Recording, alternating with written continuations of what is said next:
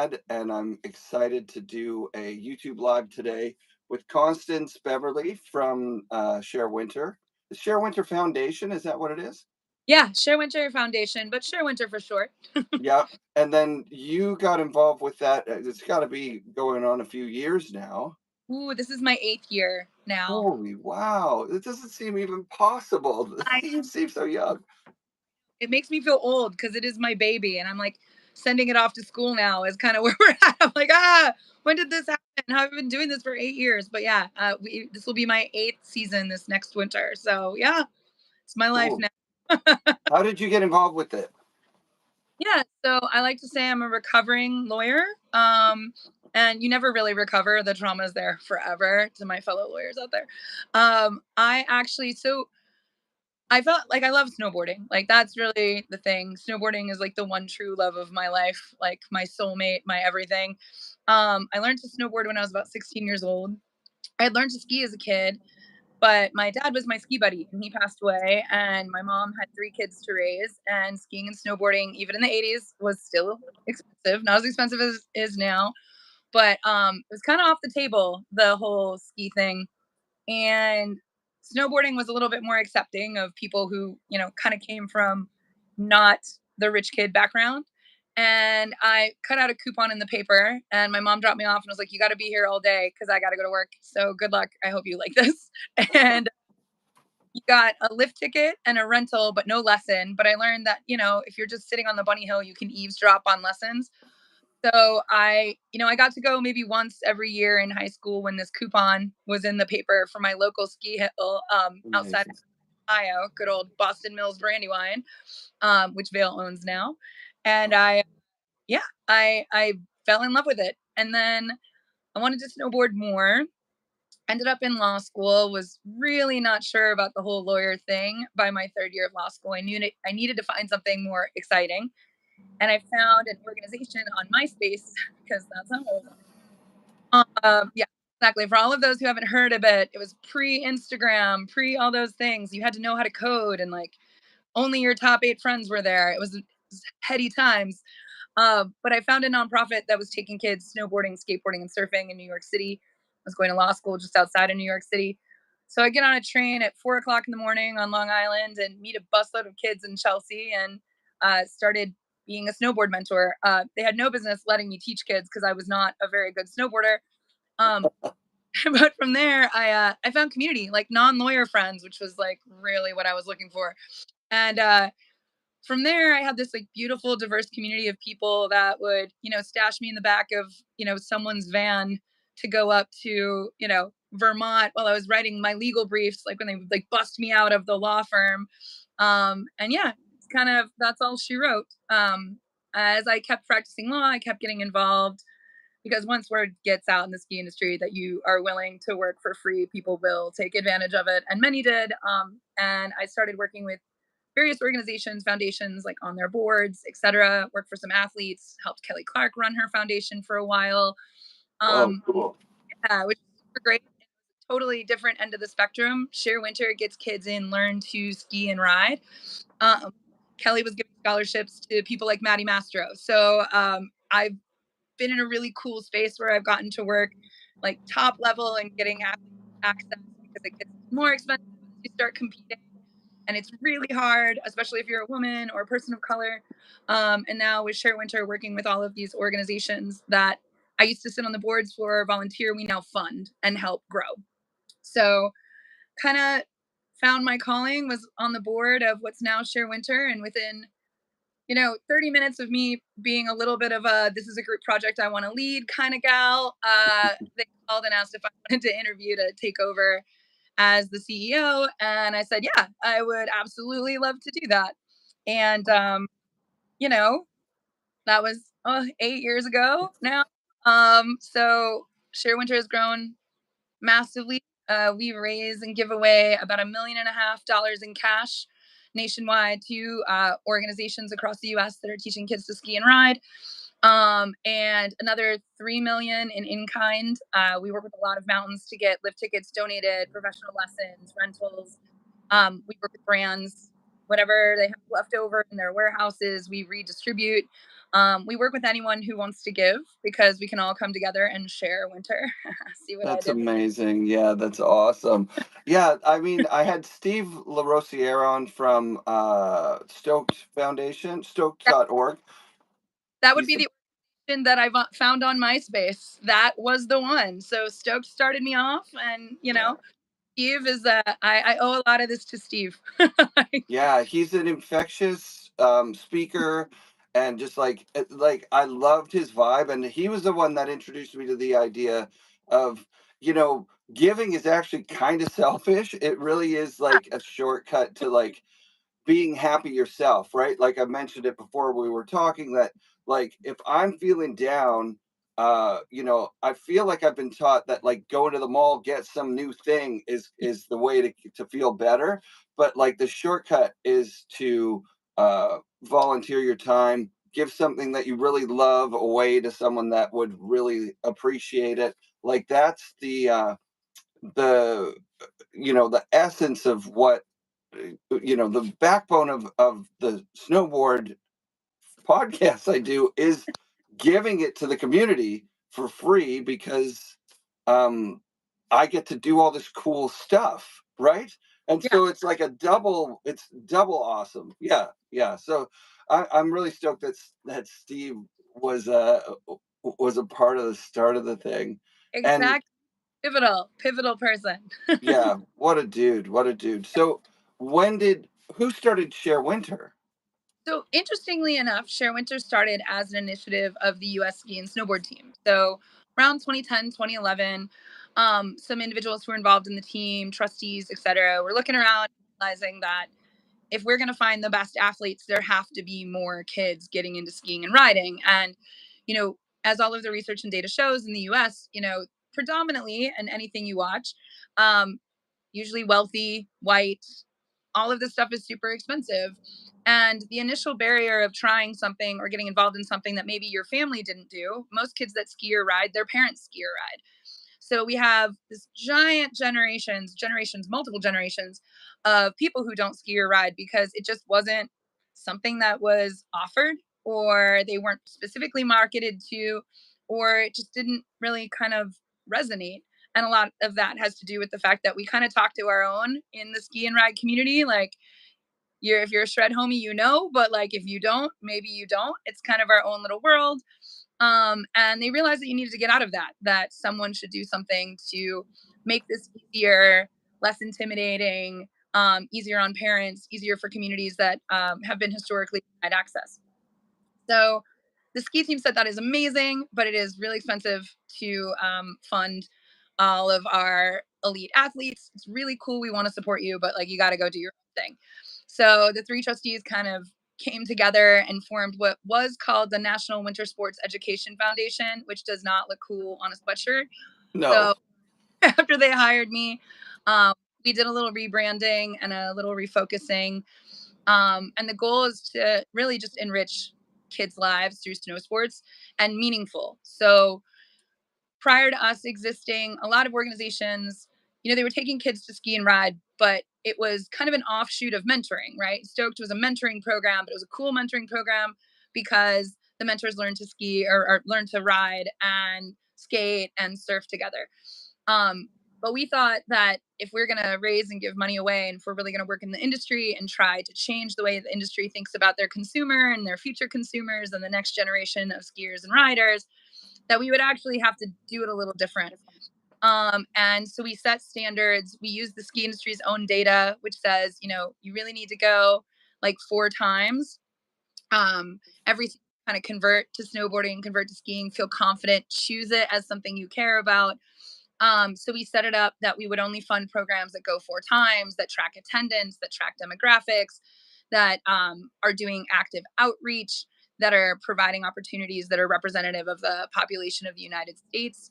Um, we have about 50,000 kids that we fund in some form. Wow. Um, and that's 70 different organizations like Stoked, Burton's Chill Program, the Service Board, Snow Days, all of those types of programs. But there was not one fund that funded those programs for the snowboarding and ski sake, knowing that that is transformative. You don't have to sell us on it. You just need to get it done. And so we kind of flipped philanthropy on its head a little bit and said, if you're meeting all of our criteria and our priorities and you're doing it right, we will help you do it even better through logistics help, negotiating deals nationally where someone doesn't want to pick one program over the other. It's kind of like picking your favorite child. Like if Yeah. you're a brand in the industry, unless you start your own, like Burton did with Chill, like how do you pick between three other awesome organizations? You don't necessarily just want to fund the one that's your headquarters in your predominantly white mountain town. Right. Want to figure out how to get kids the most access. So we centralize that. We make it easy. A lot of brands who say, oh, we don't have a huge check to write, but we know you'll make the most of it and make sure it gets to where it needs to go. We want to participate in this national conversation about getting more kids on snow and keeping them on snow long enough to fall in love with it and choose, the snow life. Once you're in, you figure out the hustle, you figure out how to get the cheaper lift tickets or the passes, or you got a friend that works in a shop, you can get a board, you become a rep, you figure it out. But you got to meaningfully get kids in the sport and keep them there for all of that magic that all of us that love this podcast and do these sports have figured out. You've got to, we're kind of like the welcoming committee slash like logistics powerhouse. And That's awesome. Well, yeah, see, I had no idea about this. We were, like we were supposed to have our conversation a year ago, maybe two, oh, forever ago. And so I was introduced to Share Winter Foundation from Russell Winfield. Because for me, I'm like, I'm just me. I don't know who to donate our fundraise money to, yeah, and so I asked Russell. I had Rob Dow on the committee as well. So we chose Indigenous Life Sports Academy because it's in Squamish. It started in North Van, really close to here. We know the people. The guys are just incredibly awesome. The whole team's amazing. What they do is amazing, and so that was a no-brainer. When Russell mentioned Share Winter, we just split the fundraising and sent it to you. So we're essentially just sending it to the seed, like the oh, it's so awesome because this is like capital raising yeah, we're like, for philanthropy. you're like shred portfolio manager for good, basically. Just my thing, the shred portfolio of ultimate radness, so many amazing organizations. We have 70 leaders that are all doing this work and it ranges. We started working in indigenous communities because I met a woman on a plane and I talk a lot, if that is not already obvious. And she said, oh, I'm in Taos, like we're right, the Taos Pueblo is right by Ski Taos. We just don't have the funds for buses or to pay our staff to spend the whole day with kids. Our community needs a little infusion of capital, but we're also wanting very much to do our own thing. Like, please don't come here and take over and try to run stuff. Like, we know how to do this. We just need the means and we need the access and we need an advocate. And, we started doing that. And now we work with, I think we're up to 6 different indigenous organizations in different locations. Of our participation, 1% of the US population that answers the census says that they are indigenous. But I believe we have 8% of our 50,000 kids are indigenous, which is pretty So massive. We do prioritize funding, you know, diversity. And everyone will say, oh, there's always going to be comments. Well, no one's banning anyone from the mountains, but it's a pretty monumental leap to go outside of what your community has been told is for you and to feel that you're actually welcomed and supported enough that you're not a token, it's not a gimmick. And we fund across the board. We also fund rural white communities and lower income families, all of that, because we know skiing can be intimidating, expensive, and up until a couple of years ago, everyone kind of looked the same. yep, So great had happening there. And because of people like Russ Winfeld, because of people like Steve Laziliere, because of people like Chloe Kim and other people who are kind of coming into this world, and Zeb Powell, and showing kids that like they can see themselves in these sports, but there's still a resource gap, especially if you're a kid living in the city. It takes 3.5 hours to get from Los Angeles to Big Bear, where like our kids from the Brotherhood Crusade met up, with Russ Winfeld and got to snowboard with him and Keir Dillon one day. Oh. I had to facilitate that because there's so many other needs for kids in the community. Like, someone's got to kind of say, let me figure it out for you. Let me make it easier, because it's daunting. But once it's figured out, people love it. And the kids keep coming back. That program that visited with Russ, they called us and said, hey, we had a couple of graduates. They're going to USC and UCLA. And they called us to let us know they joined the ski and snowboard club. And they're riding in, those were kids from LA that everyone's like, they're not going to be interested. Like, you're wasting your time. This is silly. Like, it's a lot of money to take kids skiing and riding. It's like, yeah, but it changes people's lives. It changed my life. Snowboarding is, my ultimate therapy and dopamine hit and goal driver and source of my community and my friendships. Like, without snowboarding, I would still be a lawyer in an office, like, very much wishing to be somebody else. So, you know, kind of comes full circle. We just keep meeting more amazing people. Like, Connor Ryan's doing a ton in skiing, Indigenous youth. He's amazing. We just I get to meet the coolest people and hang out with awesome communities. It's kind of a dream. And then I got to hustle people for money. So, every dollar keeps me hanging out with kids more and shaking money trees less. Speaking of that, the industry is slowly but surely coming along on this journey that you started, 8 years ago. And so is it easier nowadays to raise funds than it was 8 years ago, or about the No, same? it's hard. No. It is harder. The really interesting thing is that I think ego is the death of everything, and I'll just be 100% honest. So many initiatives were started, like 2020, post George Floyd. A lot of people were like, there was a reckoning. So companies start their own grant program, and they're handing out these little $5,000 grants, and they're making people fill out massive paperwork. And now there's 8 of those. Or it seems like there's a lot of money out there because we're talking about this, but the funds were just shifted from other places, and they're just being sliced thinner and thinner to more organizations. Um, and it's very competitive, and it can be dangerous sometimes because there are a lot of people who stand on their morals and say, I don't want to be used as a token. You do need to pay me. You do need to give me fair access. Um, but that also sets up opportunities where people are like, well, I don't need that, or I sit in a place of privilege, so it's okay for me to acquiesce to this very small check with, like, very demanding stuff. So it's harder. And especially, I think there's been this backlash against DEI, and a lot of people are just not being as open about funding initiatives, and it's a bummer. I mean, there's been a lot of broken promises within the industry, which is sad.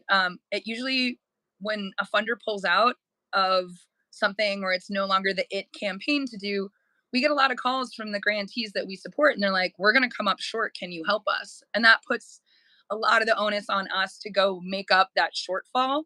But also, we're also losing industry dollars. So luckily, the bulk of our money comes from high net worth individuals. We have what we call our founding shareholders who've made long-term commitments to us. All that's about to re-up. The industry has gotten involved. Our partnership with Altera Mountain Company has been amazing.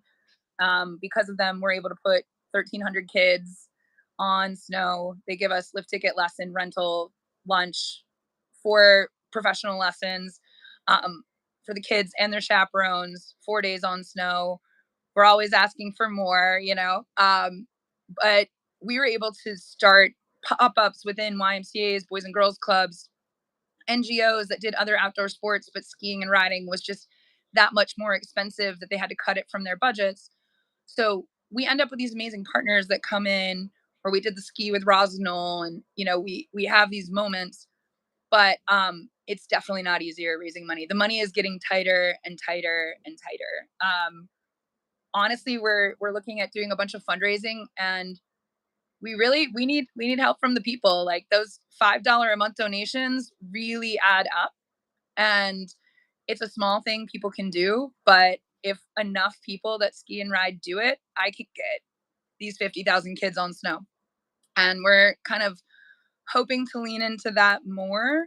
Because we also want the money to come from the community. We want to be independent. We want to be objective. We do want to talk about systems. We want to, it's all the feel good, but we also, you know, we're not good on the like hush money scale, right? Like just say everything's okay in the industry. Here's your check. Yeah, that's not what we do. Right. We're Yeah, I on. feel Yeah, I feel a parallel in like, so I quit my job, and it wasn't just to become a full-time podcaster.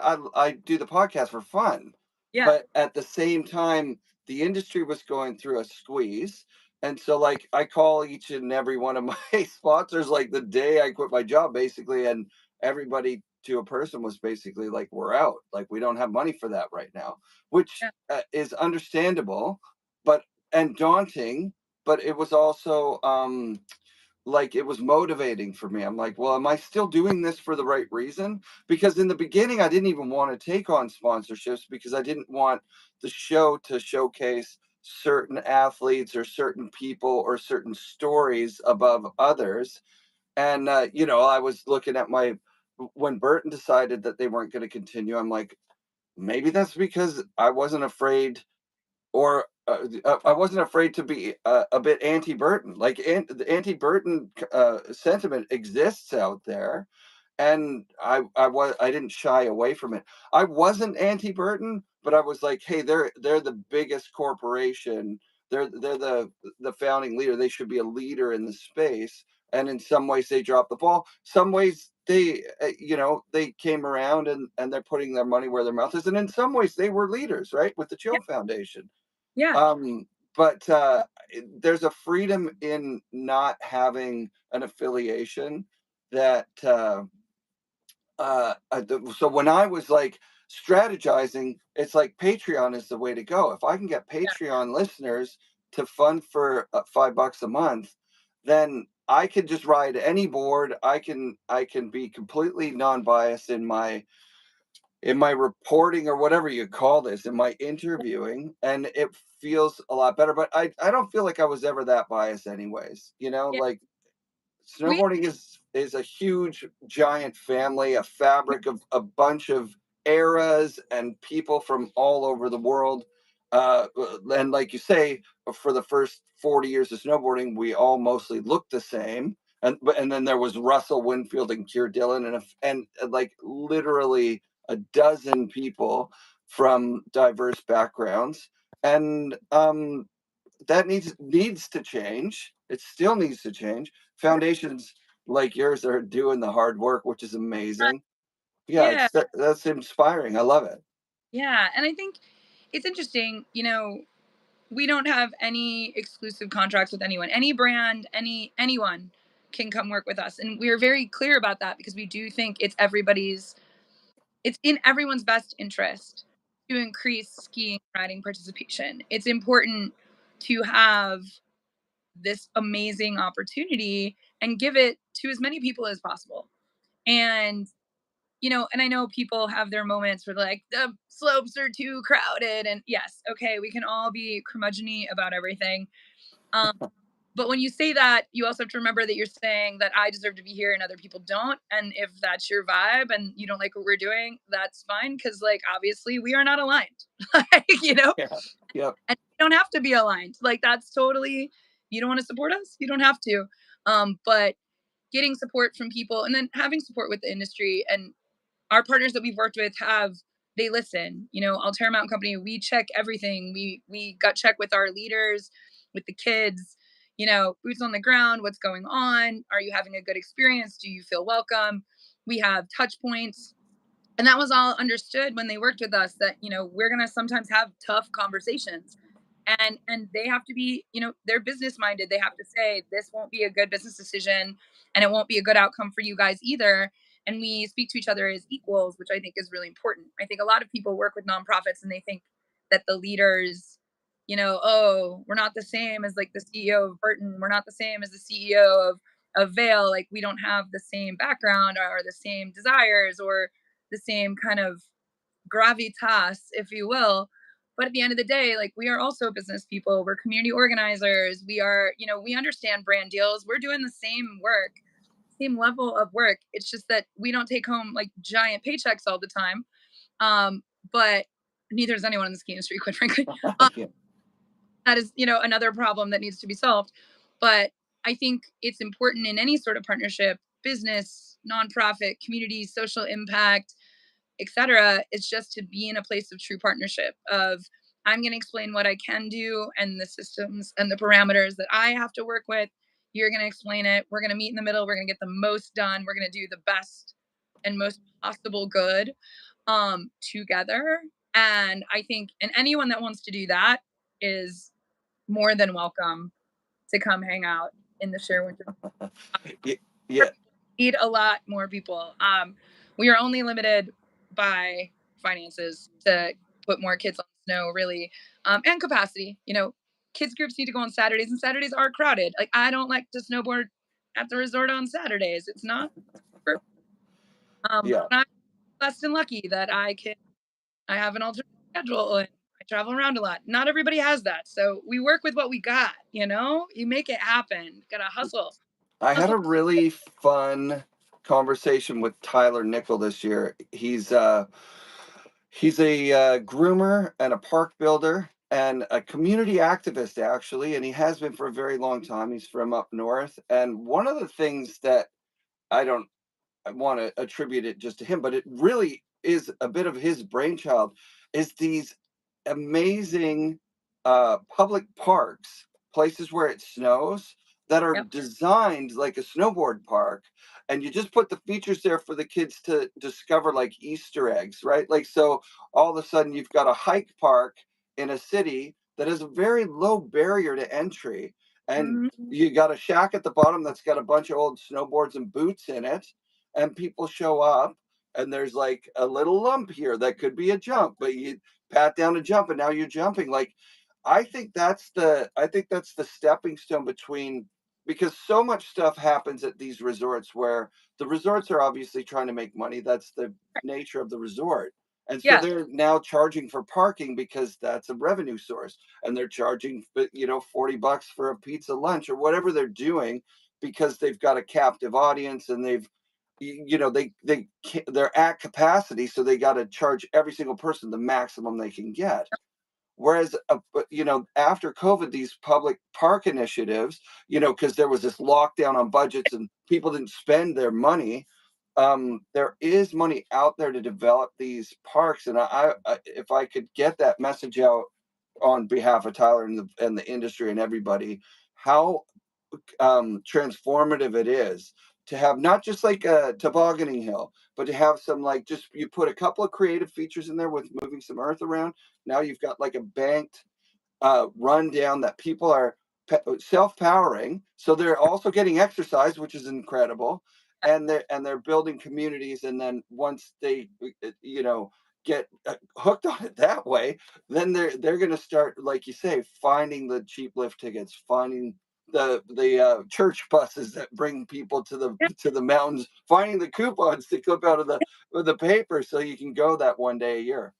Well, and it's interesting, and people think about it because we're involved in a couple of, like, we do Nordic skiing as well, and we're involved in some park projects. One of my favorite is exactly as you described, the Lopet Foundation, which has all of these trails in Theodore Worth Park outside of Minneapolis, and we just had the World Cup there, and it was amazing. But they actually have a small hill with a tow rope and a couple of features, a rail, etc. So we fund their Nordic program, but we also fund a snowboarding program where the kids come and they get it from the trailhead, where you can rent Nordic skis or you can rent a snowboard. It's just a rope tow. And one of the things that's hard is when you talk about parks and all of these other things, we're talking about infrastructure as well. The machines used to make features, the maintenance, the insurance, it's a lot. So what'll happen is a lot of people want to do these things, but the nonprofits are so scrapped and having to pay for a groomer or to blow more snow. And people get excited about it, but then they don't make the long term sustaining commitment to keep it going. Like a similar facility is being built, I believe, outside of Milwaukee. Um, and it's one of those things where there has to be a concerted effort and a lot of collaboration to make those things happen. And you've got a groomer, you need someone who can maintain the groomer, you've got to blow snow, you need people who can, like, maintain all of that. And then you've got organizations that we're funding, and we fund a lot of not-for-profit ski areas as well to keep the ticket prices low, but they still got to keep the lights on. They've got to pay a living wage to their workers. And I think there's more to be done in really thinking about the infrastructure of skiing outside of, what the conglomerates can do. They have access to a lot of capital. They're making a lot, but between parks and mom and pop ski areas and the not-for-profit ski areas, there's a lot that can be done there. But what it takes is money. And that's the thing that's really hard, is so few people are understanding the value that even the smallest infrastructure change in one city can add.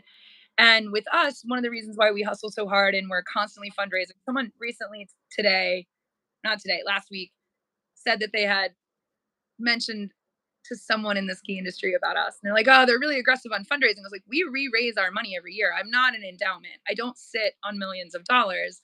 I have to go out and get it in order to give it away. And that is a full-time job. We raise money all the time. Yeah, I'm aggressive with fundraising. It's literally my job. And 70 organizations are building their programs based on me being able to consistently fund them. And when I started, the idea was that we would fund maybe 3 to 5 years, which in philanthropy is a lot. A lot Yeah. of grants are one and done. But if you give me $20,000 this year and not next year, it really isn't that helpful to me, right? Like, I like, great. So I was able to like shuffle some money around and get like 10 more kids on snow. Well, what am I going to do next year? And so we wanted to make a commitment, and why we are so selective and careful is, we're still funding organizations 8 years in, right? Yeah. And we don't see that stopping. We don't want to cut organizations. We are going to have to do some recalibrating because, we didn't realize there was going to be such a boom. We're getting a lot more applications.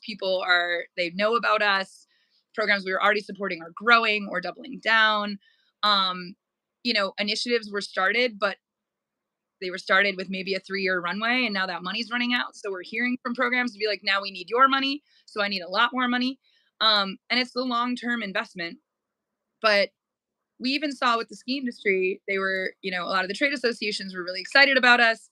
And then money's tight for them. So we're not getting money from them. But then there's research like youth are not skiing and riding. The families aren't skiing and riding. I was like, yes, but our youth are skiing and riding, but they can only keep skiing and riding if I keep finding people to give us space, discount lift tickets or free. And if we keep investing in all of these projects, and if it's not just us, or if it is just us, having people continue to trust us and send those checks in so that we can do more. I mean, at the end of the day, my operating expenses, my staff, we're paid by a family foundation. So every dollar that comes in goes back out to other Cool. organizations. No one's funding my salary. No one's funding my staff's salary. When they're making an individual donation. There is one family foundation that has decided this is what they want to support. They want us to keep doing this work, and they don't want Sure. people to look at us and tell us, try to be one. I was one person doing this for many years. I tell you, this job is big for that. And I'm getting old and tired. And I afford more. Yeah. You know, uh, This has been so amazing. We did a half hour, Constance. I feel like I uh, have a way better understanding of what you're doing. Like I said, I knew that it was positive because when Russell recommended it, he recommended it so firmly. He's like, "Oh, this is one, yeah," yeah, and yeah. and uh, It, and now we know. Yeah. So to sum it up, basically, you're a fundraising company that's raising capital to keep kids getting on snow yep. uh, and sharing winter Yeah. with yeah. Winter. Help us share winter. It's amazing. Yeah, well, thank you so much for sharing your story and for hopefully this is a call to action. We'll get some of our listeners becoming, monthly donors and that it's everybody wins. It's awesome. It's great. Just shred it forward a little bit. It costs us about $500 a kid for snow, but they get to go times. They have professional lessons. They're taking a chartered bus. They have new gear. They're getting lunch.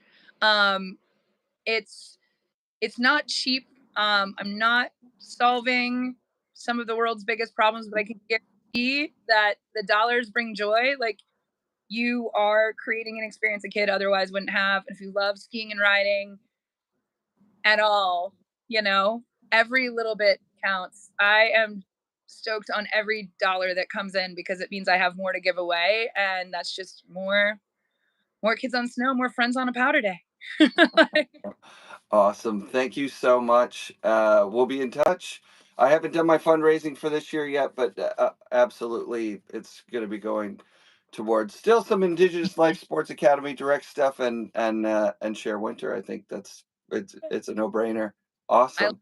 yes. Thanks so Thank you. Can't wait till next winter. Yeah, yeah, it's going to be a good one. We've never had two kind of crummy seasons in a row out here in the 30 years that I've been out here, and it was a weird one last year. I think next year's going to be a big one, so that's Yeah. awesome. Thank you. Thanks. All right.